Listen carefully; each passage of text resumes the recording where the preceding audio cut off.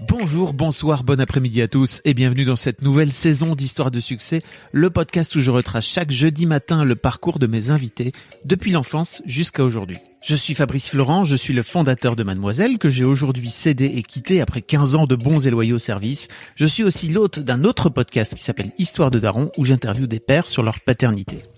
J'ai réalisé pour Mademoiselle des dizaines d'interviews et je suis heureux de pouvoir vous proposer ce format que j'apprécie tant pendant 1 heure, chaque semaine avec des personnes exceptionnelles. Cette semaine, je reçois Margot Motin qui est illustratrice, dessinatrice et autrice de bande dessinée. Ensemble, on parle de son parcours depuis ses galères scolaires jusqu'à la libération à partir du moment où elle est entrée dans une école d'art, où elle avait la sensation de parler le même langage avec d'autres personnes. On parle aussi de ses braquages, comme elle dit, et notamment de la façon dont elle est rentrée chez Mutine, le magazine qu'il a véritablement lancé, à la fois comme autrice et dessinatrice. Elle raconte aussi son entrée dans le monde de la blogosphère et par la suite, sa rencontre avec Paco, dont elle partage aujourd'hui la vie. Elle raconte comment elle a tabassé son syndrome de l'imposteur et la façon dont elle a décidé de changer de mode de vie ces dernières années. Un immense merci à Margot pour son temps. Et si vous voulez entendre Paco parler de paternité, sachez que je l'ai interviewé pour mon autre podcast Histoire de Daron. Je vous mets le lien dans les notes de cet épisode. Un grand merci à vous. Je vous donne rendez-vous jeudi prochain, 6h du matin pour un nouvel épisode d'Histoire de succès. Et d'ici là, je vous laisse en compagnie de Margot. Tu voudrais vivre jusque 200 ans?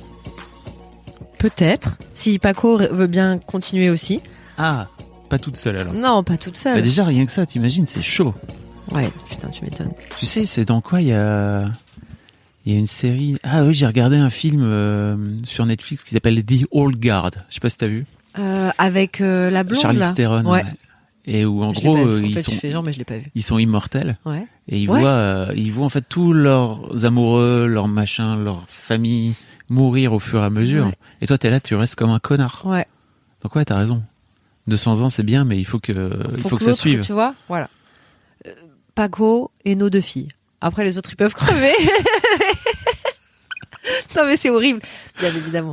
Dit comme ça marche pas du tout. Bravo pour ta commu, hein. C'est sympa. Et ta commu, elle peut rester ou pas?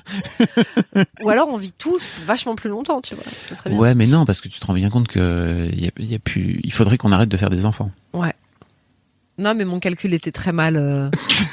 Était basé sur un fantasme pur et absolument pas réaliste, bien évidemment. Non, je pense que ça, c'est plus, c'est un truc qu'on se disait pour rigoler avec Paco à une époque, qui est plus en réaction à, ok, c'est une façon d'exprimer le fait qu'on ressentait qu'on avait envie de vieillir en pleine forme, Ouais. d'être quand même capable de faire plein de choses cool et excitantes jusqu'à tard, Ouais. et pas c'est un moteur pour prendre soin de son corps, prendre soin de son mental, etc. à nos âges et le plus tôt possible pour se dire ok, on se prépare un terrain favorable pour durer le plus longtemps possible et pas avoir des maladies reloues, des dégénérescences, des trucs pas très sympas. Mais je pense que le simple fait de vieillir, ça t'expose à ça. Il n'y avait pas Ouais. Alzheimer. Enfin, tu vois, moi, je me souviens quand on était gamin, je sais pas si toi, mais en fait, il n'y avait pas de vieux qui avait Alzheimer. Mais je crois, On savait pas déjà. Ouais, je me souviens pas. Et puis, souvent, ils mouraient plus jeunes. Ouais. Ouais. Non, Excellent mais bien début sûr. d'interview, Je bravo. suis d'accord avec toi. C'est clair que le fait de vieillir plus longtemps, Ouais. enfin d'arriver à des âges plus avancés, Ouais. la phase où t'es vieux, elle est plus longue et donc Ouais. bien évidemment la dégradation elle est plus visible. Mais il y a aussi des vieux qui vieillissent bien, tu sais, qui continuent à être motivés, à avoir des envies, à avoir des projets, à aller se balader, à faire des trucs comme ça et c'était un peu ça l'idée quoi. Oh, Margot. Tu te souviens, est-ce que tu te souviens de notre première vidéo ensemble? J'ai re-regardé hier, ça m'a fait rire. Je la re-regarde des fois. C'est vrai? Oui. Je la re-regarde des fois. Et j'ai beaucoup de tendresse. On était pour jeunes. cette vidéo, ouais. Oh, qu'est-ce qu'on était On jeunes. était jeunes. On était bêtes. Ah oui, on était couillons. Hein. Mais c'était tellement mignon, c'était tellement frais. Elle date de 2008. Ouais. Tu savais ou pas? Bah ouais, parce que c'est l'année où redécouvert. c'est l'année où est sorti mon premier bouquin, c'est l'année de, ouais. C'est l'année de l'explosion. C'est ça. Ouais, je vous mettrai un lien dans les notes si ça vous intéresse de retrouver cette archive qui est sur Dailymotion d'ailleurs. C'est pour dire à quel point c'est une archive. C'est une archive sur Dailymotion. Dailymotion. On était au Who's Next et il y avait il y avait derrière, en arrière-plan, il y avait ils étaient en train de tester la solidité d'un jean avec une grue. Exactement. Et c'était l'époque où je portais des talons très hauts. Ah oui. Et rien qu'en regardant la vidéo, T'as mal. Ah ouais. Ouais. T'en avais fait un avec ma sœur aussi un peu après et tout. Ouais, c'était marrant cette époque-là. C'était très très frais, c'est les street style. Les street style. Ouais, très drôle. Bon, on est là pour parler plutôt de ta vie d'avant, tu vois aussi. Ça me va. Hein. La première question que je pose à tout. Alors, déjà pour réexpliquer un petit peu, mais je pense que je vais le faire dans l'intro. Mais en gros, aujourd'hui, t'es illustratrice, dessinatrice. Tu t'écris aussi tes propres BD, donc t'es scénariste. Ouais. Mais en fait, quand on s'est connus en 2008, c'était déjà ça.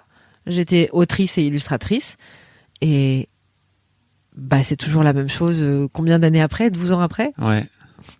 J'allais dire 22. Non, calmos. Calmos. Ouais. Ok. La première question que je pose à tous mes invités, c'est à quoi ressemblait Margot quand elle avait 7-8 ans? Oh purée! 7-8 ans, c'est quoi? C'est le CE1? Ouais. Écoute, c'était pas la même chose à 7 et à 8. Ah, à ce moment-là? Parce que à 7, je vivais en Bretagne dans un petit bled. À 8, je vivais à Paris dans le 2e. Autant me dire qu'il y a eu un petit choc des cultures entre les deux. Quand j'étais 7 ans, j'étais donc en CE1 en Bretagne dans une petite école du Morbihan à Arradon. Je portais des robes à smock que me faisait ma maman. J'allais à l'école à pied avec mes petites copines et on passait les week-ends à la plage à faire du vélo, etc. Je ne me souviens pas de mon caractère. Je dessinais déjà.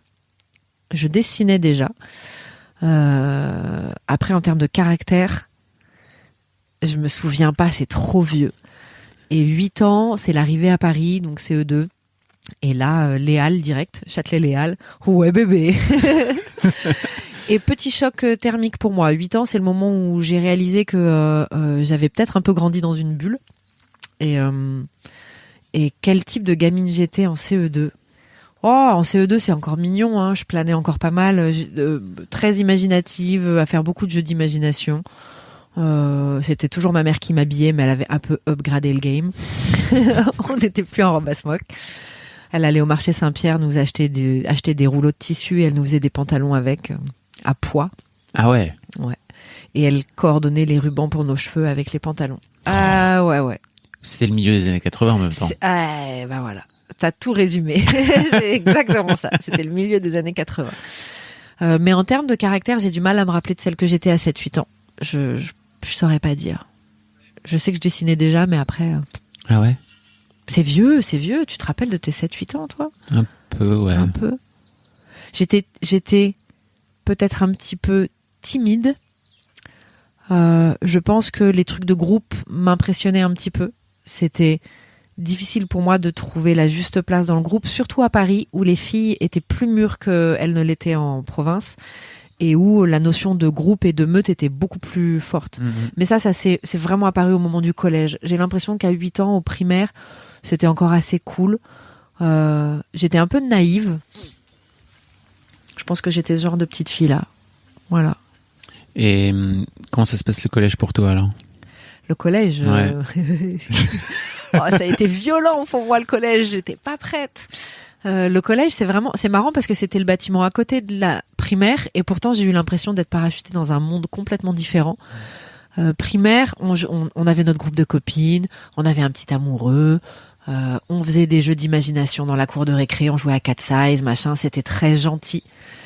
Et alors Cat Size, si vous l'avez pas, je sais même pas si ça repassait. Ça repasse Cat Size, tu crois? Ouais, c'est quoi? C'est 3 sœurs? Ah, c'est 3 sœurs qui sont des cambrioleuses. Qui sont des cambrioleuses professionnelles. Ouais. Ah ouais, non, elles sont extraordinaires. On se découpait des cartes Cat Size pour jeter nos cartes Cat Size et tout. Ah ouais, non, attends, on avait du level.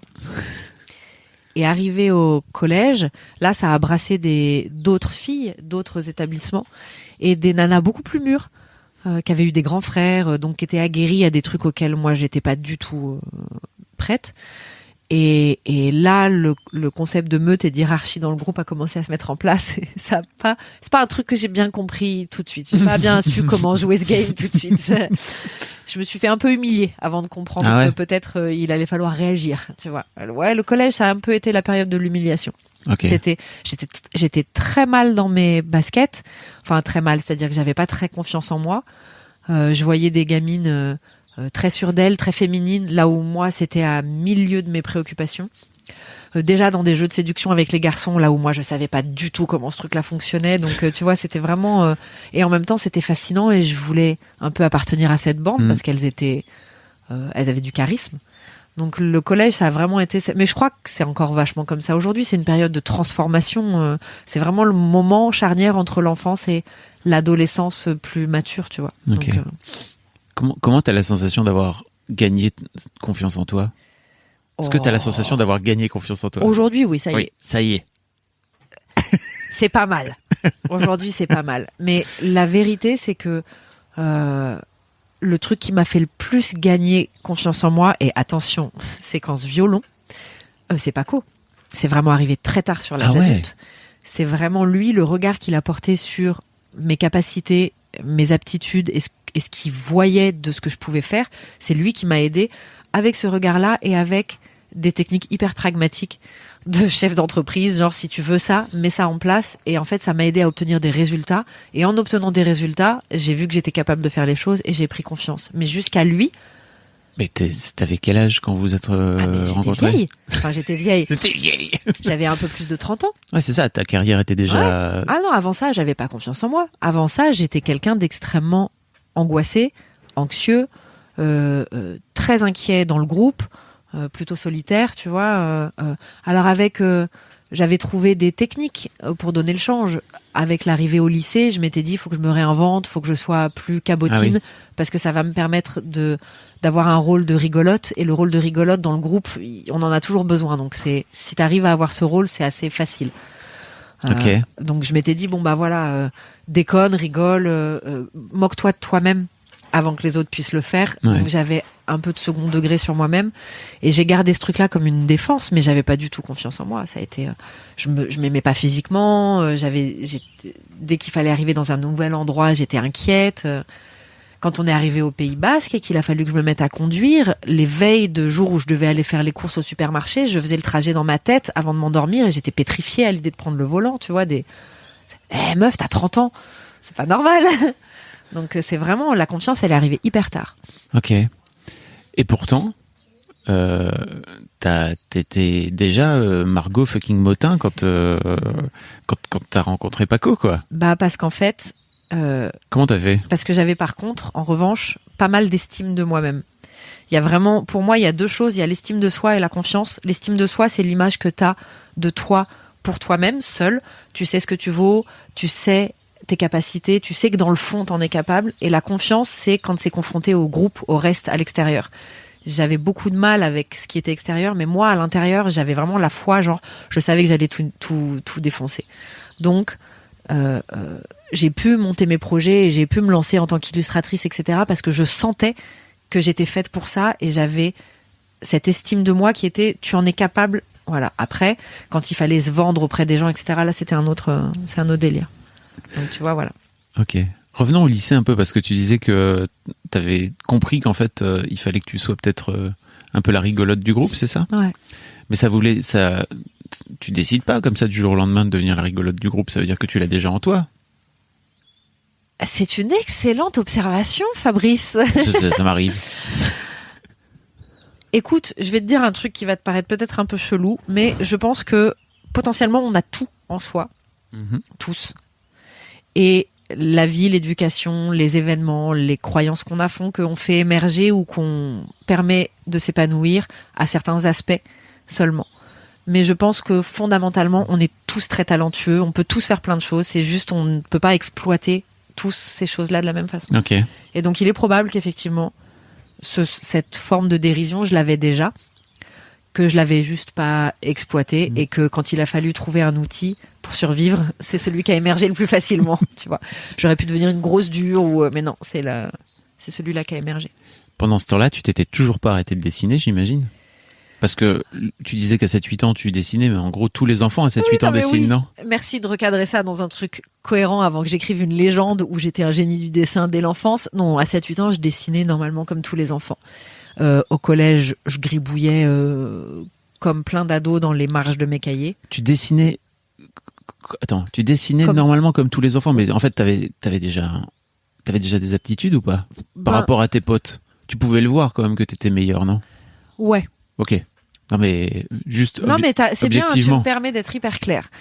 Effectivement, écoute, sur mon carnet de santé, à la visite des 5 ans, il y avait écrit excellentes aptitudes graphiques. C'est un truc que j'ai découvert des années après.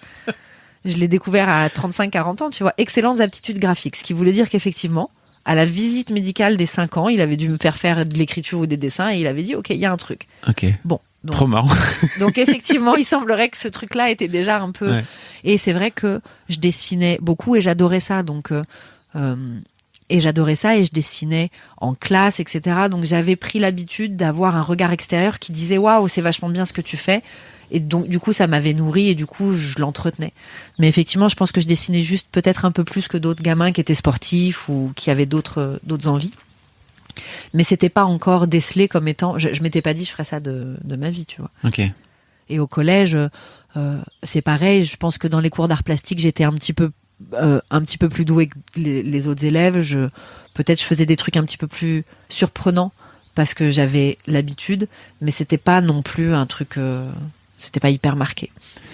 Ils faisaient quoi tes parents comme métier? Mon père, il était dans le secteur bancaire. Et ma mère, à la base, elle était institutrice. Ok. Et après, quand on est arrivé sur Paris, elle a fait pas mal d'autres métiers. Elle a été attachée de presse. Elle a fait plein de trucs, mais elle avait une fibre artistique très développée. Donc, quand on était petite, elle nous dessinait des histoires qu'elle écrivait, qu'elle dessinait, etc. Elle a toujours beaucoup favorisé ce truc-là. Elle a nourri ça? Complètement. Ok, parce que ta sœur et toi, de celle-là, vous êtes vraiment toutes les deux des artistes. Ouais. Je pense que ma maman, elle avait très envie d'être artiste et qu'elle a pas eu cette possibilité parce qu'il a fallu qu'elle choisisse un métier plus terre à terre et voilà, c'est pas un truc qu'elle a pu développer à l'époque dans sa vie. Et je pense que c'était important pour elle, quand elle a senti qu'on avait cette fibre, de nous laisser la possibilité vraiment de la développer. Mais après, elle nous chantait des chansons au piano, elle nous faisait dessiner, elle nous a vraiment entretenus là-dedans, quoi. Ok, cool. Ouais. T'as la sensation à un moment donné d'avoir un déclic et de te dire, ok, en fait, ce dessin-là, enfin, ce truc que je continue à faire, là, ça peut finir par devenir mon métier? Écoute, le déclic, il s'est fait très tardivement et... Encore? Ouais, non, mais... À 35 ans. Tu sais, parce qu'en fait, je crois que j'étais juste une ado normale qui se posait pas de questions. Je me suis pas posé la question de mon avenir avant que en terminale, il faille aller sur le Minitel faire nos vœux pour pour les études, tu vois. Avant ça... Minitel. Ouais. Je vais tousser. N'hésite pas. Avant ça, tout ce qui m'intéressait, c'était mon histoire d'amour avec mon petit copain du lycée, mes copines, sortir le samedi soir avec ma bande. Je m'étais pas projetée beaucoup plus loin que ça jusqu'à la moitié de la terminale. Et c'est cool parce que ça veut dire que c'est faisable. Tu peux te réveiller sur le tard. J'étais pas très bonne élève au lycée. J'étais dans un très bon lycée, donc j'avais pas le niveau et c'était un peu compliqué. J'étais à la traîne, j'avais un peu lâché scolairement. Et tu peux te réveiller en fin de terminale et te dire ok, il y a quelque chose à faire. Et c'est pas moi qui m'en suis rendu compte. Justement, je savais pas du tout quelle veut faire pour les études. Et j'ai été voir une conseillère d'orientation qui m'a dit mais elle m'a posé cette question qu'on devrait poser à tous les gamins, qui est qu'est-ce que vous aimez faire? Le truc que vous aimez faire? Bah, dessiner. Et elle m'a dit, mais vous savez, ça peut devenir un métier, il y a des écoles qui forment à ça. Elle, je sais pas comment elle s'appelle, je sais plus qui c'est, mais Marraine la bonne fée. Hein. Ouais. Et je suis dans son bureau et je lui dis, quoi? Sérieux? Je peux faire ça comme métier et comme étude? Elle me dit, mais oui, bien sûr. Elle m'a sorti la liste des écoles parisiennes. Elle m'a dit, voilà, il y a des écoles d'art appliqué qui vous forment. Et c'est gratuit, qui vous forment au métier d'art. Et ça a été le déclic, ça a été le choc. Et après qu'elle m'ait dit ça, c'était genre 6 mois avant le bac, j'ai retroussé mes manches et là je me suis mise à bosser comme une malade parce qu'il fallait absolument que j'ai mon bac pour pouvoir intégrer les écoles et ça a été vraiment le point de départ du truc. Je me permets une petite pause dans ce podcast, parce qu'après tout c'est le mien, pour vous demander, si ce n'est pas encore fait, de vous abonner au podcast directement depuis votre appli de podcast préférée ou sur Spotify ou sur Deezer. Vous pouvez aussi vous abonner à ma newsletter, je vous envoie régulièrement mes kiffs personnels du moment, des recos séries, des recos ciné, des recos livres, mais aussi, et bien sûr, mes dernières productions. C'est le meilleur moyen de ne rater aucun épisode. Je vous mets tous les liens dans les notes de cet épisode justement. Allez, merci beaucoup et retour à l'interview. T'avais trouvé un objectif, quoi? Ouais. Ok. Ah, c'est passionnant, mais je pense que Il n'y a pas eu beaucoup d'invités. Hein. Tu sais, je dois être à mon 50e épisode, là. Pas eu beaucoup d'invités qui m'ont dit très clairement, OK, en fait, si je suis là où je suis aujourd'hui, c'est grâce au conseiller ou la conseillère d'orientation. Quoi. Tu m'étonnes. Non, mais c'est ouf, hein, parce que vraiment, c'est que ça. Et ta mère, t'avais pas, qui était peut-être plus au courant des métiers qu'il pouvait y avoir et tout, elle t'avait pas glissé ça ou Non, je pense pas que. Je pense que c'était. Merci, elle est toujours en vie.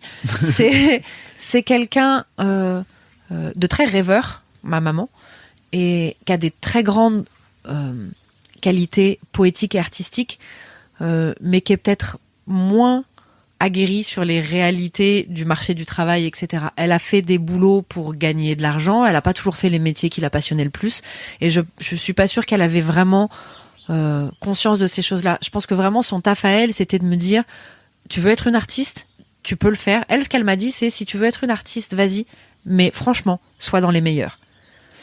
Gagne ta vie, défonce tout, vraiment que ce soit, galère pas, quoi. Donc, elle m'a apporté ça, la croyance que je pouvais être une artiste et vraiment en faire un truc valorisé dans ma vie. Mon père, lui, voulait pas que je fasse de carrière artistique. Il avait pas non plus conscience des métiers qu'il pouvait y avoir, mais il m'a dit, quoi que tu fasses, gagne ta thune, sois indépendante financièrement. Et il m'a appris ça. Et après, c'est vraiment, elle a été, la conseillère d'orientation, elle a été le 3e pilier du socle, et c'est elle qui m'a dit, ok, voilà, maintenant dans la matière, dans la réalité, il y a des écoles, tu peux faire ça comme métier, il y a un chemin. Et ça, si elle me l'avait pas dit, j'aurais fini en fac d'art plastique et je sais pas ce que j'aurais fait psycho ou j'en sais rien. Ouais. Vraiment, elle a ouvert une porte, genre, mais alléluia, quoi. Le lendemain, j'ai été aux portes ouvertes des écoles d'art appliqué, j'ai pris tous les dossiers, et après, c'était mon chemin, il était tracé. Vous vous rendez pas compte, les jeunes, aujourd'hui, qu'il y avait Internet et des podcasts et tout, vous pouvez entendre Margot Motin vous expliquer son parcours. Mais à l'époque, c'était pas le cas. Il fallait qu'on se démerde tout seul. Ouais, c'est vrai. Et qu'on fasse confiance à l'éducation nationale. Ce qui était vraiment un coup de dé à chaque fois, quoi. Tu m'étonnes. Ok. Donc tu fais quoi alors après tout ça, tu vas dans quelle formation? Donc j'ai été voir les écoles d'art appliqué de Paris. Je pense que mais je sais plus. Tu te souviens plus de l'école que t'as fait? Si, mais je sais plus pourquoi je l'ai choisi. Si, j'ai choisi Olivier de Serres parce qu'il y avait communication visuelle et que il y avait un prof, Monsieur Chosy, qui était déjà auteur de BD. Et ça m'avait interpellée parce que j'aimais bien dessiner des dessins de type BD. Et je m'étais dit, ok, je savais pas que j'en ferais dans ma vie. C'était pas, encore une fois, c'était vraiment, tu sais, j'avançais, genre, ouais, ça vibre bien, j'aime bien. Il y avait pas de projet, quoi. Mais en tout cas, je me suis dit, j'aime bien ce gars-là, j'aime bien ce qu'il fait. J'étais abonnée à la revue à suivre. Et voilà, il y avait un petit terrain BD et je voulais avancer avec lui. Et donc, j'ai postulé pour cette école. Il y a des petites anecdotes autour de mon entrée dans cette école. Vas-y. Je te les raconte. Bah, bien sûr. On est là donc, pour ça. Comme c'est des écoles gratuites, ce sont des écoles dont les entrées se faisaient d'abord sur dossier scolaire et ensuite sur concours. J'avais un petit problème avec la case dossier scolaire parce que j'étais vraiment pas une bonne élève en terminale. À ma décharge, j'étais à Henri IV, qui était un lycée de très haut niveau. Ouais. Et là où j'aurais pu avoir une scolarité normale, moyenne, bien dans un autre lycée, là vraiment, c'était catastrophique. Et j'avais donc donné mon dossier scolaire à remplir au prof. C'était un dossier où pour chaque matière, le prof de terminale donnait une appréciation sur OK ou pas pour que cet élève aille dans une école artistique. En gros, ils auraient dû en avoir rien à faire quand même, mes profs. Ils auraient dû tous dire c'est cool. Je sais pas pourquoi, ils l'ont pas fait. J'ai regardé le dossier, j'ai fait mais jamais ils vont me prendre avec ce dossier. J'en ai pris un autre. Parce qu'en fait les profs te descendaient, c'est ça ? Ouais, ils me descendaient. Mais parce que tu foutais le bordel ? Non, pas du tout, mais parce que je pense que c'était la culture de ces lycées un peu élitistes. C'était le système, il est vachement de rabaisser l'élève dans la croyance que plus tu le rabaisses, plus il va faire preuve de courage et de développer ses talents. En fait, juste ça t'éclate la tête pour beaucoup. Et ça fait peut-être ressortir certains très bons, mais c'est quand même assez dur. Et c'est vrai que les appréciations étaient dures. J'étais pas du tout dissipée, j'étais une élève normale, mais juste qui galère, quoi. Mais les commentaires étaient pas bons. Et je me suis dit, déjà que le dossier avec les notes, déjà que le bulletin, il est pas bon. Si en plus les commentaires des profs, ils sont pas élogieux, les gars, ils ont aucune raison de me prendre. C'est débile. Je me suis dit, bon, je vais tenter un coup de poker de ouf, je vais tricher.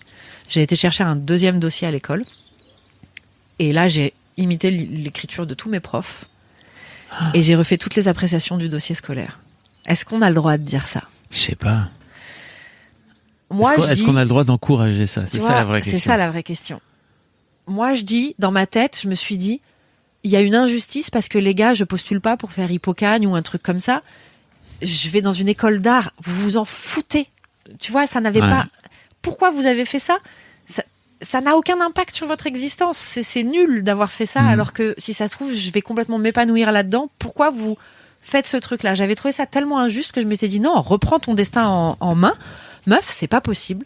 J'avais repris toutes les appréciations. J'avais pas menti en mode super élève, mais j'avais dit...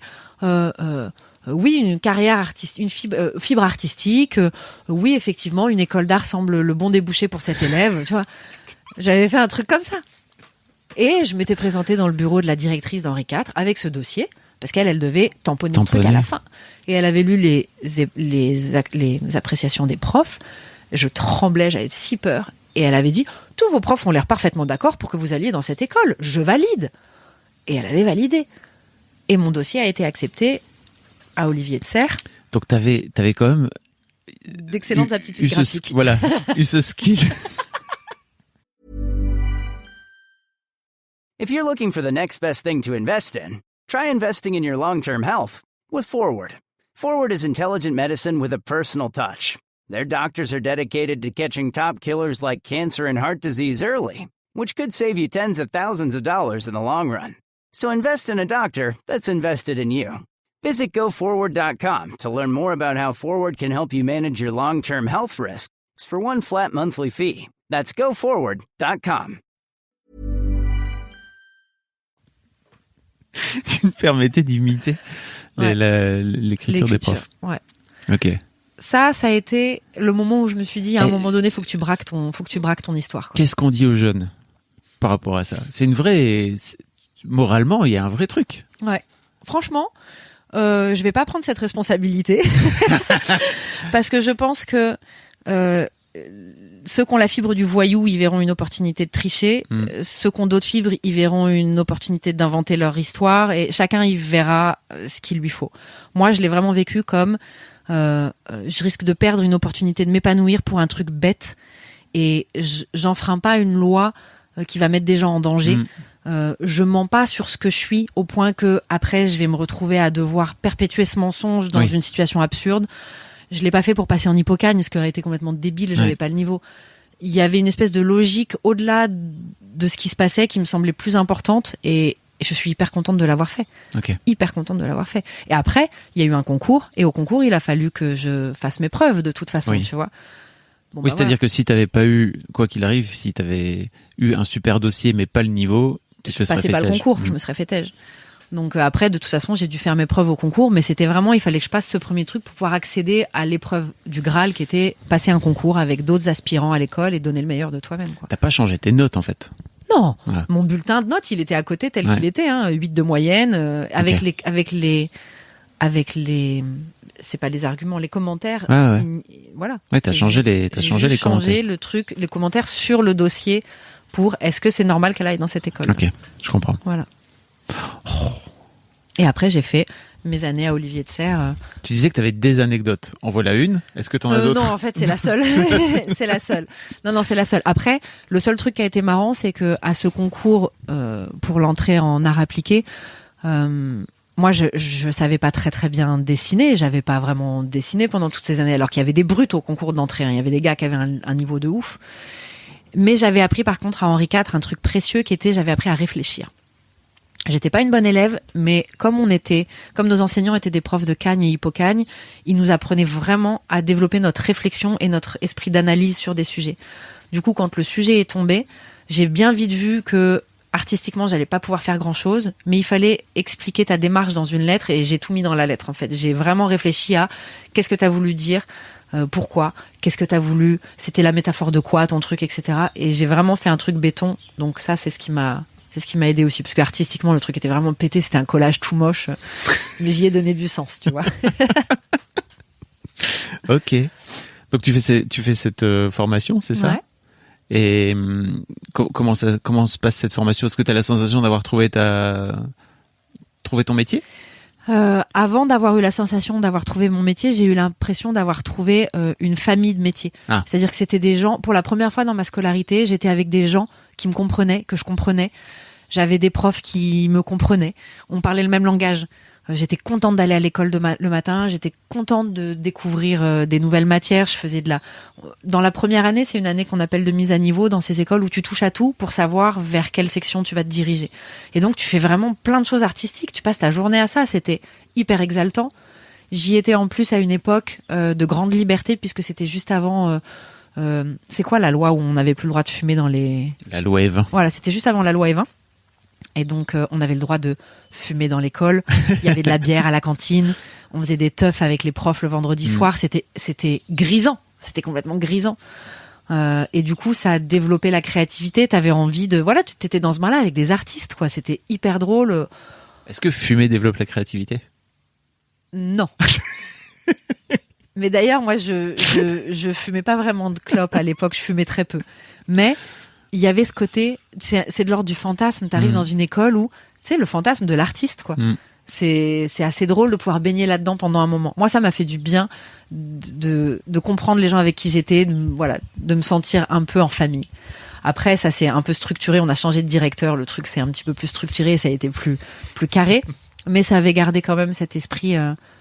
Quand tu fais ce que t'aimes, c'est hyper cool. Après, je vais pas dire que j'ai appris des trucs de ouf à l'école parce que c'est pas vrai. C'est pas là où j'ai appris le plus de choses. En école d'art, je me suis beaucoup servi de ce que j'avais appris au lycée pour analyser les sujets, etc. J'ai appris du dessin, un peu. J'ai surtout appris des techniques avec Chosy, justement, que je remercierai jamais assez pour tous les exercices qu'il nous a fait faire, parce que lui m'a vraiment appris à mettre rapidement en image une idée. Et ça m'a suivi après pendant tout mon métier, donc ça a été super. Après... il y a quand même un truc qui est que les écoles sont très déconnectées, étaient en tout cas à l'époque, je sais pas comment c'est aujourd'hui, très déconnectées du monde du travail. D'un côté, on te disait, vous allez vous prendre une méchante claque en rentrant dans le monde du travail, mais de l'autre côté, on te donnait aucun outil pour t'y préparer. Donc tu savais juste que tu allais te faire bouffer, que ça allait écrémer un maximum, ce qui est pas génial comme philosophie. Mais on te disait pas comment construire un contrat, comment négocier un contrat. Tous ces trucs-là qui sont hyper indispensables, comment faire ta compta en tant qu'artiste-auteur, tu vois. Ces trucs-là ont été passés à la trappe et donc du coup c'est un peu dommage. Et artistiquement, ça restait très scolaire. C'était pas ancré dans les réalités d'une commande de métier. C'était du fantasme. Donc c'est vrai que t'apprends des choses, mais qui te sont pas utiles une fois que t'es dans le boulot, quoi. Donc bon. Mais en tout cas, je me suis bien amusée. J'ai pas été au-delà des 2 années de BTS parce que ça m'intéressait pas, j'avais envie de bosser. Et donc j'ai arrêté et je me suis mise à travailler. Tu t'es lancée donc Pas du tout. Indépendante ? J'étais serveuse. Ok. J'ai fait des petits boulots. En fait, comme d'hab, je suis sortie de l'école non pas en me disant j'ai mon projet de carrière professionnelle, mais je suis sortie de l'école en me disant j'ai envie de quitter la maison, j'ai envie de vivre seule, il me faut du blé. C'était ça mon objectif. Et donc j'ai commencé par bosser pour un magazine par des relations de copains de mes parents. J'étais assistante de rédaction. Mais ça me permettait d'avoir un salaire et ça m'a permis de prendre mon premier appart et mon indépendance. Et c'était le truc le plus important à ce moment-là pour moi, vers 20-21 ans. C'était quel magazine ? Récup. Ouais, il a existé que quelques années et après c'était vraiment un délire sur une courte période. Ok. Et puis quand le magazine s'est arrêté, j'ai été serveuse, j'ai fait des petits boulots, j'ai bossé à la Fnac Junior à l'époque, qui n'existe plus aujourd'hui. Et j'ai fait des petits boulots comme ça pour pouvoir me payer mon loyer pendant 2-3 ans. Qu'est-ce qui t'a empêché de te dire ok, en fait j'ai un savoir-faire, je sais dessiner, je suis capable de faire ce métier-là et en fait je vais le faire. Je me sentais pas mûre et j'avais pas rencontré les médias. Je savais pas sur quel support j'allais exercer mon métier. Je comprenais pas. Je me disais peut-être je vais faire de la littérature jeunesse, ce que pense 80% à l'époque, ce que pensaient 80% des nanas qui sortaient d'école d'art. Je vais faire des livres pour enfants. Et c'est pour ça que j'ai voulu bosser pour la Fnac Junior à l'époque, c'est parce que je voulais vraiment être sur le terrain et voir en librairie jeunesse ce qu'il y avait, comment ça se construisait, etc. C'était ça le deal de départ. Ce qui m'a permis de voir qu'en fait j'avais pas spécialement envie de faire de la littérature jeunesse. Mais le déclic, il est venu quand ma demi-sœur de l'époque, qui avait 13-14 ans, m'a fait lire son magazine pour ados, qui était le magazine Mutine. Oh là là, Mutine. Putain, Mutine, quoi. Et genre, j'ai feuilleté Mutine et ça a été la claque. Ça a été, après ma conseillère d'orientation, ça a été la deuxième gifle, ça a été Mutine. J'ai ouvert ce magazine et j'ai dit, mais c'est ça que je veux faire. Je veux dessiner pour ce genre de magazine, mais même je veux écrire pour ce genre de magazine. C'est trop drôle, le ton est irrévérencieux, il est moderne, il est frais. Alors, si vous n'avez pas connu Mutine, c'était la petite sœur du magazine Jalouse, en fait, qui était édité par le groupe Jaloux. Et en fait, j'ai une histoire un peu particulière avec ce magazine. Je sais pas si tu le sais, mais en fait, Pimki, à l'époque où je bossais, a contribué au lancement du magazine Mutine avec des affiches partout. Il y avait eu un vrai partenariat en fait entre les magasins Pimki et Mutine, et notamment on avait casté les meufs qui s'étaient retrouvées sur la couverture du premier. Énorme. Voilà. Mais c'est marrant parce qu'en te parlant de Mutine, je me suis dit, je suis sûre le gars est connecté à Mutine. Je sais pas pourquoi. Ah bah écoute. Tu vois bah, Mutine, c'était un peu genre le 20 ans de ma génération. Ouais. Nous, on avait le magazine 20 ans qui était assez... Il y avait Jeune et Jolie et 20 ans, et 20 ans, c'était... ça envoyait du pâté, tu vois. Oui. Et là, c'est un peu bâtard d'ailleurs. J'ai retrouvé des trucs de 20 ans où en fait ils faisaient des street style à l'époque. C'est vrai. Mais ouais, grave. En fait, ils prenaient en photo les meufs dans la rue et ils se foutaient de leur gueule en commentaire, tu vois. Ouais. Un peu en mode fashion police, quoi. Énorme. Mais des 20 ans de notre époque ou de quand ils ont essayé de le ressortir après de notre époque. On était des bâtards. Des gros bâtards. On était des gros bâtards dans les années 80. Est-ce que tu savais que Houellebecq avait commencé à écrire chez 20 ans? Mais pas du tout. Mais vraiment, ils ont eu des plumes de maboule, vraiment. Ouais, ils avaient des... comment il s'appelait le gars qui bossait pour eux aussi, qui écrivait pour eux, qui était si drôle? Diastème, oui, qui faisait le courrier du cœur. J'adorais. Mais c'est vrai que il y avait un petit ton un peu bâtard. Mais... Bah oui, un peu parisien. Ouais. Tu vois, un peu, ok, on va se moquer un peu de vous, quoi. Mais c'était le cool des années 80. Bien sûr, c'était carrément le cool. C'était carrément super cool à l'époque. Aujourd'hui, tu pourrais plus avoir un magazine 20 ans, c'est pas possible. Non, je crois pas.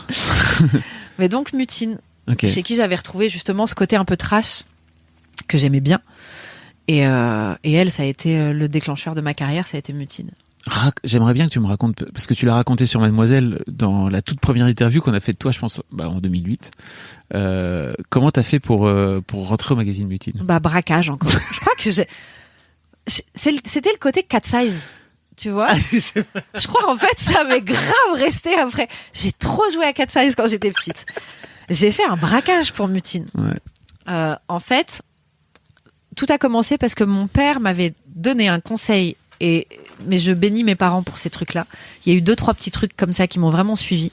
Mon père, qui était donc cadre supérieur dans le milieu bancaire et qui avait l'habitude de voir passer beaucoup de CV et d'en jeter beaucoup à la poubelle, m'a dit: ma biche, quand tu fais un CV et une lettre de motivation, c'est pas tant le contenu qui compte que l'impact qu'il va avoir sur la personne qui va le lire. Dis-toi que le gars, il en ouvre je sais pas combien par jour et il faut que le tien, il ait envie de le retenir. J'ai pris ça au motherfucker pied de la lettre. J'ai fait OK. Et en fait, ce que j'avais fait, c'est que j'avais fait des fausses chroniques pour le magazine. Alors attends, j'ai un petit problème. On est dans ton jardin. Tu me donnes 2 secondes. Vas-y. Mon robot de piscine qui pète un plomb. Non, alors pour l'audio guide, effectivement, le robot de piscine de Margot. Bon, on est dans la belle maison de Margot, n'est-ce pas, au Pays Basque. Et le robot de piscine s'est coincé et voilà, en mode fontaine. C'est très beau. Il y a une vraie fontaine. Ça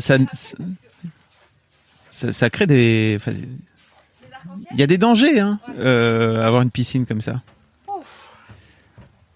Quelle émotion. On n'est pas passé loin de se faire arroser, hein. Laisse-moi te dire que c'était chaud, hein. Donc tu parlais de ton CV, de ta lettre de motivation et que ça allait envoyer du pâté. Voilà. Parce qu'en fait, quand tu fais ton premier CV, t'as aucune expérience, t'as rien. J'allais pas envoyer mon dossier scolaire, c'était vraiment pété. Et donc j'ai relu le magazine et j'ai vu un peu, j'ai imaginé des rubriques que je pourrais tenir pour eux. Et je leur ai envoyé. J'ai fait des chroniques littéraires de livres pour ados. J'en ai profité que, comme je travaillais à la Fnac Junior, j'avais beaucoup de livres d'ados, donc je les ai lus. J'ai fait des fausses chroniques littéraires, etc. J'avais proposé des trucs comme ça. J'avais tout imprimé. J'avais fait des truffes au chocolat maison. Hein? Oui, je sais, ça fait bizarre. J'ai préparé des truffes au chocolat maison. bien bonnes que j'avais roulées dans des petits vermicelles de couleur. Elles étaient décorées. Tout ça mis dans une petite boîte en métal avec un petit ruban. J'avais mis tout ça dans un énorme carton que j'avais pécho à la Fnac Junior, un carton de livraison, les gros trucs. Et j'avais enrubanné ça avec un gros ruban en satin rose énorme. Et comme courrier, j'avais mis une lettre de menace en disant que si elle me répondait pas, j'allais camper en dessous de leur bureau et leur envoyer des boules puantes tous les jours dans le bureau. Et donc, il valait mieux qu'elle me réponde. Et donc j'ai été jusqu'à la rédaction de Mutine. J'ai sonné, je suis montée comme un livreur lambda. J'ai déposé mon colis parce que manque de confiance en soi, je pouvais pas affronter les autres. Grande estime de soi, je vais faire une lettre de motivation de ouf. Confiance zéro, je vais la larguer et partir en courant. J'ai posé le truc sur un bureau et je suis partie en courant. Merci, au revoir. Et en fait, le temps que je redescende et que je m'arrête sur un petit banc en bas de la rédaction pour appeler mes parents, dire oh mon Dieu, je l'ai fait, c'est horrible, je tremble et tout. Mon téléphone, j'ai un double appel et c'est la rédactrice en chef de Mutine qui me dit attends, on vient d'ouvrir ton truc, c'est complètement fou, on veut te voir. Donc j'y suis retournée. T'es direct. Ouais, je crois direct, Okay. il me semble. Ou alors, ça je sais plus, j'ai plus le détail. Mais en tout cas, j'y suis retournée. Et les nanas m'ont dit mais c'est complètement le genre de profil qu'on recherche et avec qui on a envie de bosser. On va te faire des chroniques de test. Tu vas tester des produits et tu vas nous écrire une chronique rigolote. Il n'était pas question de dessin à ce moment-là. Je devais juste faire du rédactionnel. Et donc je devais une fois par semaine, une fois par mois, je sais plus tous les combien ça sortait ce magazine. Je devais tester un produit, la culotte mangeable, l'épilatrice à minou, etc. et faire un texte drôle là-dessus. Je rends ma première chronique et donc pas de dessin. Et je suis là genre merde. 3e braquage, je rends ma première chronique sur disquette. Et je me dis, je veux dessiner pour elle. La donc... disquette, les enfants, c'était un petit peu l'ancêtre de la clé USB, si vous le savez. Je vous explique un petit peu. Et je me dis, moi, je veux dessiner. Donc, il faut que je leur vende du dessin en force. Manifestement, je savais pas passer les choses en délicatesse, il semblerait. Et je me dis, je vais illustrer ma chronique. Je vais mettre le dessin avec sur la disquette. Et je vais faire genre, j'avais fait un dessin, je l'ai pas enlevé. Et donc, je leur rends le texte en leur disant, voilà. J'avais fait un dessin parce que ça m'inspirait, je l'ai pas enlevé, mais voilà. Truc de manip de base. Et la nana, la rédac chef, me dit non mais on adore le dessin, on va le publier avec ton illustration. En fait, ça va être une chronique illustrée et tu feras le dessin à chaque fois. J'étais trop contente et c'est comme ça que ça a commencé. Mais en fait, l'un des trucs fous dans tes chroniques sur Mutine, c'est que meuf, t'as vraiment une putain de plume. Ouais, c'était drôle. T'es pas juste bien. une dessinatrice, tu vois. Oui, c'est vrai que j'écrivais depuis que j'étais toute petite. Ouais. J'ai oublié de dire ça. Ah oui. Oui. Oui, je pense que j'ai même plus écrit que dessiné quand j'étais gamine. J'écrivais, je tenais des journaux, je racontais des histoires. Waouh. Ouais. Et ce truc-là t'a aidé à te faire connaître, en fait. En fait, les nanas de Mutine, elles ont été Catherine Nerson et Mélusine Reynaud, que je remercierai jamais assez.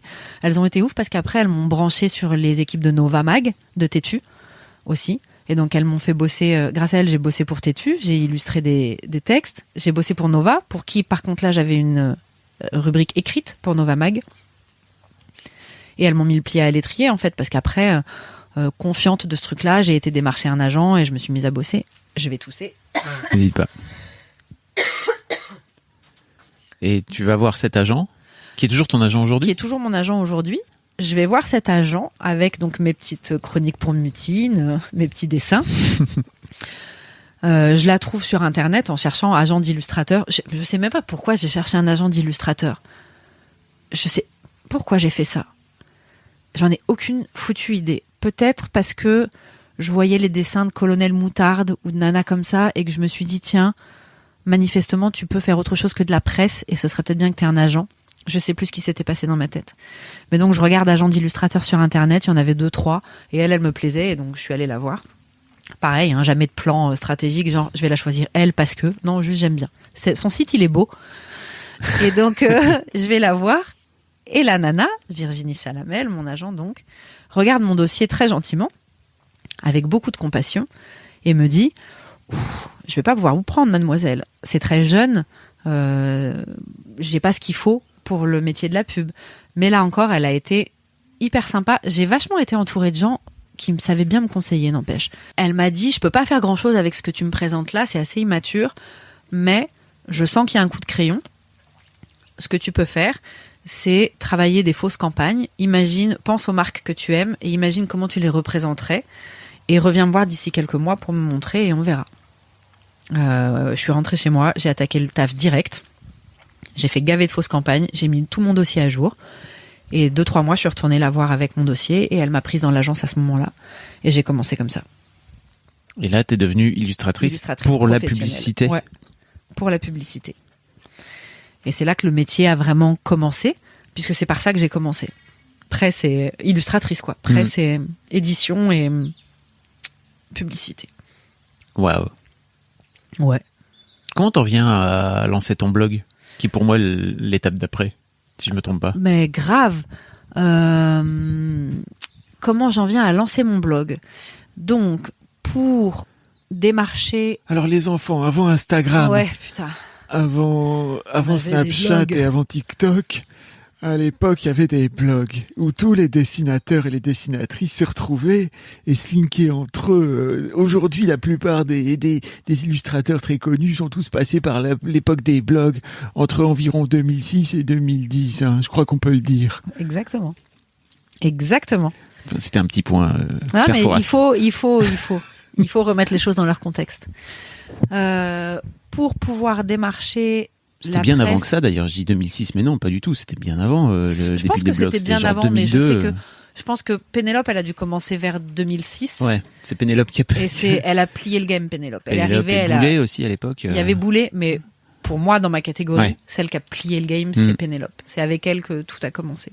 Pénélope Bagieux, donc, qui aujourd'hui est l'autrice des Culottés que peut-être vous avez lu. Et donc, effectivement, pour pouvoir... Moi, je voulais plus envoyer de book papier, parce que c'était un peu relou à faire. Et pour pouvoir montrer mon travail aux clients, je m'étais dit, je vais me faire un site internet. À l'époque, tu te faisais un site internet. Et donc, je paye un fournisseur de services, un gars, quoi, une entreprise qui me fait un super beau site internet avec les rubriques. Je m'étais inspirée de celui de Serge Bloch, qui est un illustrateur que j'adore et que j'adorais, et qui avait un très beau site internet. Je trouvais ça charmé. Et il m'avait fait une belle rubrique presse, pub, édition, machin. J'avais un très beau site, mais j'avais pas la main dessus par contre, puisque tu peux pas mettre à jour les trucs en direct. Voilà, donc il fallait que je passe par lui régulièrement pour qu'il mette à jour. C'était avant l'époque des blogs, hein, les enfants. Tu m'étonnes. Et un jour, j'apprends que le gars a fait faillite, a mis la clé sous la porte. Et il t'a pas, pardon, je finis par avoir la voix de Perforas. Excuse-moi, j'ai une faim. T'as un chat. Ce sera la dernière interview de Margot Motin de toute sa... Adieu. J'espère pas. Et oh, t'as ta promo à faire pour ton livre, on va en parler après. Vous voyez, vous habitez au Pays Basque, il fait beau et tout, machin. Mais ça vous empêche pas de choper la crève. Ah bah non. Tu veux qu'on fasse une petite pause? On peut faire une petite pause. Le gars fait faillite et me rend pas... Il te donne pas les clés de ton... Il me donne rien du tout. Il disparaît. Donc plus de site. Et une des jeunes femmes avec qui je travaillais à la Fnac Junior à l'époque, parce que je travaillais encore à la Fnac Junior pour pouvoir quand même assurer un salaire, parce que en tant qu'illustratrice débutante, je devais gagner 200 balles par mois, donc ça me payait pas le loyer. Et elle avait un blog parce que elle faisait du travail de couture et elle avait ouvert un blog pour promouvoir son boulot. Et elle me dit, mais le blog c'est génial, le blog c'est la vie, ouvre un blog. Et donc, elle me file le site et je mets ça en place. Je commence à travailler ce truc-là, je mets ça en place. Et là, je découvre l'univers du blog parce que j'y connaissais rien. Ah, yes. Je découvre Pénélope. Je découvre toute la bande de l'époque. Et je rentre dans la blogosphère. C'est comme ça que ça s'appelait. comme ça, oui. La blogosphère. Ouais, une meuf de la blogosphère. Et je découvre cet univers-là. Et en fait, à la base, ça devait juste être une possibilité pour moi de mettre en ligne mes dessins pro pour pouvoir dire à mes futurs clients, voilà mon adresse de site, allez voir, vous avez tous mes dessins. Sauf que la liberté qu'il y avait sur le blog et le fait que tu pouvais le nourrir toi-même comme tu voulais, ça m'a un peu piqué au jeu et j'ai eu envie de dessiner. Et je me suis mise à poster des petits dessins et des petits textes. Ça n'avait pas encore vraiment pris la forme BD avec des bulles. C'était plus une image et une petite légende. Et j'avais 2 lectrices, ma mère et ma sœur. J'étais très contente. Et puis en fouillant sur la blogosphère, j'ai commencé à découvrir l'univers des blogs pas BD, c'est-à-dire des blogueuses, mode, etc. Et comme je suis quelqu'un de très visuel qui aime les jolies images, je suis tombée assez en amour devant le blog de certaines nanas qui faisaient des super belles photos et tout. Notamment une, Alix, qui tenait The Cherry Blossom, le blog The Cherry Blossom Girl. Et sans calcul, vraiment, juste parce que j'avais kiffé une de ses photos, je m'en sers pour faire un dessin et je lui envoie. Je ne savais pas qu'il y avait des fan art à l'époque. Ah. Et je ne savais pas que je venais de faire un fan art. Tu vois, moi, j'avais fait ça vraiment naïvement, genre, elle est trop belle, j'aime trop sa photo, je lui fais un dessin et je lui envoie. Et elle l'a mis sur son blog. Et j'ai pris 2000 lectrices d'un coup. Ah, yes. Et là, j'ai fait, ok, d'accord, un nouveau game s'ouvre à moi, je ne savais pas. Mais vraiment, ça a commencé comme ça. Et après, Mutine a fait un coup de pub pour mon blog et j'ai pris encore des lectrices. Et puis après, une fois que la machine, elle est lancée, voilà. Une fois que c'est rodé, plus tu dessines, plus tu postes, plus tu as de lecteurs, plus ils en parlent, plus ça se déploie. Le blog a eu aussi un impact important dans ta vie, puisque je pense que c'est comme ça que tu rencontres Paco, qui est aujourd'hui ton compagnon. Oh mon Dieu, ça a été la plus belle chose qui me soit arrivée. Oui, c'est grâce au blog. Un jour, grâce au blog, je reçois un mail d'un gars avec un fan art, justement. Ah. Il m'avait fait un fan art. Il avait dessiné Maë. Je sais plus exactement ce que c'était, c'est très vieux. Mais il avait fait un dessin de Maë, puisque à l'époque, son blog, c'était Maë BD, où il parlait de ses aventures de papa, de jeune papa. Et il m'avait fait un dessin de Maë avec un fan art pour Margot, machin et tout. Et du coup, je vais sur son blog et je découvre son travail et je kiffe. Parce que, enfin, un gars du hip-hop dans le dessin. Oui, c'est vrai. Tu vois ? Je veux dire, moi, j'étais au milieu des rockers blancs du milieu de la bande dessinée et d'un coup, je rencontre un Renoir hip-hop. Oh là là, j'étais contente. J'étais trop contente. Donc, la première connexion, elle s'est fait vraiment autour du son. En plus, c'est drôle. On s'échangeait des sons. On parlait du Wu-Tang, de machin et tout. On était contents. On avait tous les deux trouvé un compagnon de jeu qui nous comprenait. Alors qu'on tapait tout seul à la balle dans un coin de la cour depuis le début, quoi. Ouais. Donc, ça a vraiment été extraordinaire. Et c'est effectivement grâce au blog que j'ai rencontré Paco. Et là, on s'est mis un peu à bosser ensemble. Moi, j'ouvre mon blog en début 2008, je crois. Et au printemps 2008, lui, il est approché par les éditions Marabout pour faire un bouquin. Et les éditions Marabout lui disent aussi on aime bien votre copine Margot, on discuterait bien avec elle aussi. Mais ils étaient branchés surtout sur Paco. Et lui, sympa, parce que c'est un bon gars, il dit mais bien sûr, je vous l'amène, c'est une future star, ça va être une tueuse, vous avez trop raison. Et on se retrouve en rendez-vous chez Marabout tous les deux. Et là, le gars drive le truc de façon extraordinaire. Et après, ça a été le début. En fait, je lui ai donné les clés et je lui ai dit vas-y, gère mes affaires parce que manifestement, tu fais ça vachement mieux que moi. Mais effectivement, ça a été le début de tout ça. C'est vrai que Marabout, au début, voulait nous faire un projet qui était plus un ping-pong papa-maman sur la parentalité. Et nous, c'est pas ce qu'on voulait faire. On voulait vraiment utiliser ce qu'on faisait sur les blogs. Ouais, puis en plus, si je me trompe pas, à l'époque, il y avait un peu cette tendance aussi de récupérer ce qu'il y avait sur les blogs et de les mettre sur du papier, quoi. Les premiers bouquins issus de la blogosphère, c'était pas de l'inédit, c'était la version papier de ce que tu trouvais sur Internet.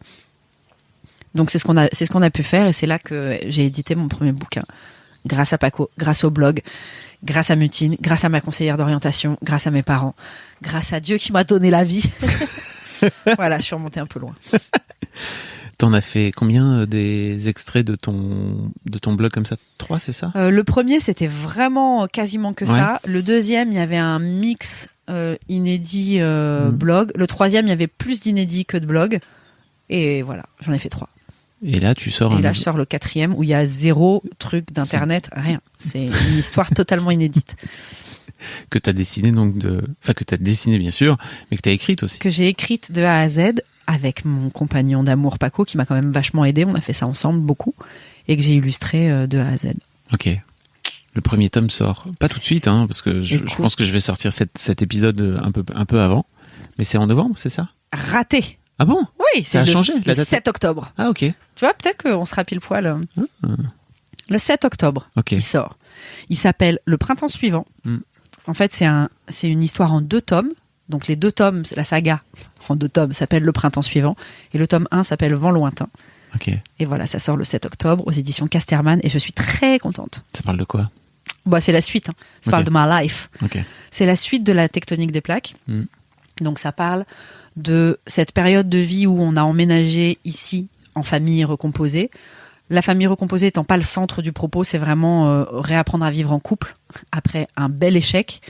Et quand t'es pas forcément formaté pour ça, en ce qui me concerne.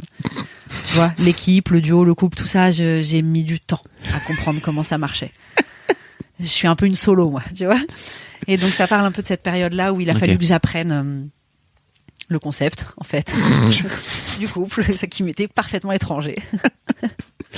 J'avais envie de te poser une question, mais c'est vrai que vous avez décidé de quitter Paris il y a, tu me disais tout à l'heure 7 ans, c'est ça? Paco, il y a 10 ans et moi, il y a 9 ans. Qu'est-ce qui vous avait donné envie à l'époque de quitter cette vie parisienne où tu as la sensation, en fait, quand tu es artiste, que c'est difficile d'exister en tant qu'artiste si t'es pas dans le game parisien, quoi? En ce qui concerne Paco, c'était pas une question artistique. Lui, il venait de vendre sa boîte. Il quittait le métier de la com puisqu'il était patron d'une boîte de com. Et je pense qu'il en avait ras-le-bol de Paris. Ça faisait un moment déjà qu'il avait repéré le Pays Basque parce que il avait un ami qui vivait là. Sa femme, à l'époque, avait très envie de venir vivre ici. Elle était très branchée surf et compagnie. Donc pour eux, ça a été ça a été évident. Il y avait plus la boîte, il y avait plus d'obligation à rester à Paris. Et donc ils sont venus s'installer ici. Dans l'année qui a suivi, ils se sont séparés.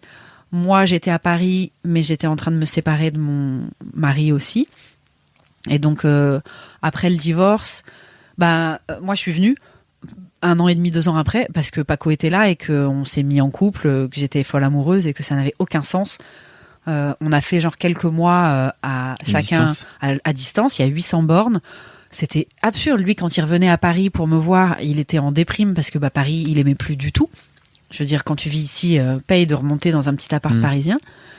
Moi, ça n'avait pas de sens les semaines où il était pas là d'être seul. Et donc, j'ai pris mes clics et mes claques et puis je l'ai rejoint. Ok. Donc vous étiez... Là, j'ai un peu la sensation qu'il y a de plus en plus de gens à Paris qui se disent, surtout avec le confinement, je pense, ou quand t'as vécu ton confinement dans un appartement de 40 ou 50 mètres carrés, vous avez pas l'audio guide, mais pour l'audio guide, c'est que vous avez quand même de la place. Ouais. C'est notre qualité de vie. Hein. Après, Paco et moi, on n'est pas des Parisiens pure souche. Ouais. Paco, il a beaucoup grandi aux Antilles. Moi, j'ai beaucoup grandi en Normandie et en Bretagne. Donc Paris, j'ai toujours considéré ça comme une étape de ma vie. Il a jamais été question que j'y vive toute ma vie. Et c'est vrai que quand je suis venue le voir ici et que j'ai reconnecté avec le plaisir de vivre dans la nature, qui est ici très très belle, je me suis pris une claque et je me suis dit mais qu'est-ce que tu fous à Paris, quoi. À Paris, on avait la chance avec Louloute, ma fille, on vivait dans une petite maison, dans une cour d'immeuble. Donc on avait quand même un rez-de-jardin, un rez-de-cour avec un arbre, 2-3 capucines de plantées. Et le soir, des fois, on mettait des coussins dans la cour pour regarder les étoiles. Tu te rends bien compte que quand on est là en tant que Parisienne, c'est qu'il y a un truc qui te manque, quoi. Tu vois, c'est au-delà de la poésie du geste, tu te dis attends, j'essaye d'élever mes gamins, ma fille, dans un mode qui est pas le bon là, ça marche pas. Et donc c'est vrai que quand on est arrivé ici et que alors, je réponds à ta question d'abord, vas-y. Artistiquement, ça s'est fait à une période où moi, ma carrière, elle était faite. Enfin, je veux dire, elle était lancée. Je prenais aucun risque. J'avais déjà 2 albums qui étaient sortis. J'avais un éditeur. Je bossais très bien dans la pub. J'avais passé une période dans la pub où j'avais fait un gros down, où ça marchait plus du tout. Et il avait fallu que je me mette à faire du storyboard sous un pseudo pour gagner du blé. Ok. Qu'est-ce qui fait que ça... Il y a eu un moment, j'avais pas le niveau. En termes de dessin, j'avais pas le niveau. Peut-être ça a été, peut-être c'est arrivé à un moment de crise financière ou je sais plus. Mais je sais qu'il y a eu un moment où il y a eu moins de boulot dans la pub et moi j'avais pas le niveau pour faire partie de ceux qui restaient. Et donc j'avais plus de taf. Et mon agent très gentiment m'a dit écoute, si tu veux, prends un pseudo et je te prends dans l'équipe de storyboard. Comme ça, tu auras des commandes de storyboard pour les pubs, tu pourras continuer à dessiner. Ce qui finalement a été très bénéfique parce que j'ai appris plein de choses. J'ai fait ça quelques mois et quand c'est reparti, j'ai repris mon taf. Mais pour dire que voilà, j'avais connu des hauts et des bas et là j'étais dans le haut, le truc était installé et donc je pouvais partir avec mes contacts et bosser d'ici sans problème, sachant que j'avais commencé à mettre en place ça un peu avant. J'allais plus au rendez-vous à Paris.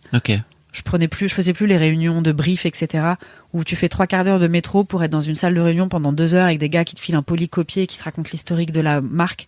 Ça n'a aucun intérêt. Je perdais du temps de travail. Et donc, j'avais déjà expliqué à mes clients que je me déplaçais plus et que je serais plus efficace comme ça. Eux, ils l'avaient vu, ils le savaient. C'était avéré. Ma clientèle savait que je bossais vite et bien, donc j'avais pas de problème. Je pouvais partir. Ok. Aujourd'hui, la problématique se pose plus. Paris n'est plus le centre nerveux du métier artistique. Les gamins, enfin, je dis les gamins, parce que à travers Instagram, je communique beaucoup avec de jeunes illustrateurs et illustratrices. Quand je dis gamins, c'est juste pour dire des jeunes. Eux, ils peuvent faire ça d'où ils veulent aujourd'hui. Il n'y a plus aucun problème. Donc, il n'y a pas nécessité à être au cœur des choses à Paris pour bosser dans ces métiers-là. Et t'as la sensation que c'était pas possible à ton époque ? Je pense que ça l'était, mais que personne n'y croyait. Ok.